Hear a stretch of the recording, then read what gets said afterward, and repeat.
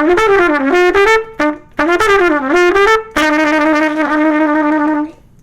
everyone, this is Chris Davis from BehindTheNote.com. Thank you for tuning in today. Today's lesson is on lip slurs. Okay, that's what they call them anyway, lip slurs.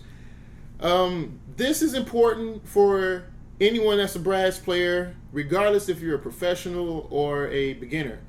This is a fundamental in brass playing. Now, this is how I explain lip slurs to people. Okay, two important things. One, your tongue position is important. Number two, your wind speed is important. Okay, so I always tell people say ah and e, and you go back and forth between the two. Some people say ta, some people say da to start the note. So for example, you would say da-e, ah-e, ah-e, ah-e, ah-e, and go back and forth, or ta-e, ah-e, ah-e, ah-e, and go back and forth. That's the tongue position part. Okay, so pay attention to where your tongue is when you say ah compared to when you say e. And what you'll find is when you say e, the back of your tongue is raised. All right, now that's how you play the higher note. You raise the back of your tongue. Okay, that's one way. To play a lower note, you're going to say ah. Okay, that's ah is low, e is high for the tongue position. So again, da-e, ah-e, ah-e, ah-e. Okay. Number two is the wind. The wind is important.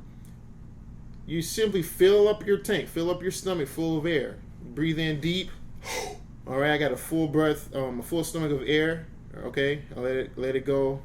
To play the higher note, you're going to want to play with fast wind.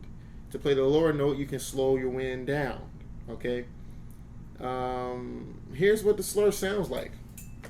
Take a deep breath. Da-e, ah-e, ah-e.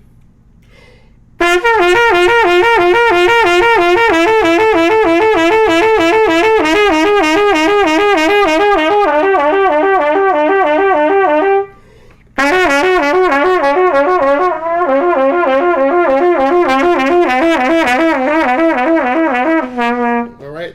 So that's the lip slur. I hope that was helpful for you today.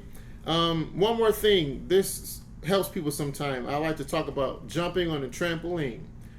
You need to go down before you can go up. You got to go down really hard before you go up really hard. And this is what I mean. Some people have a hard time getting over the hump. If you're trying to play it from a G to a C, some people just have a hard time. That's really hard for some people. And so I paint the picture for them. Think about jumping on a trampoline.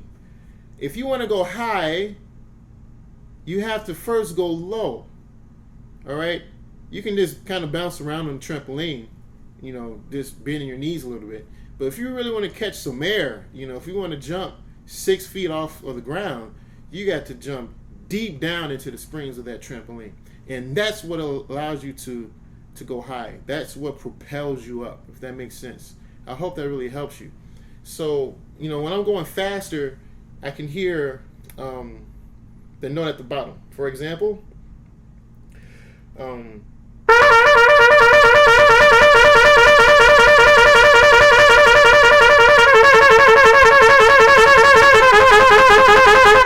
can hear the bottom, boom, boom, boom, boom, boom, boom, boom. It's a rhythm to it. It's a pulse. So that's the lesson for today.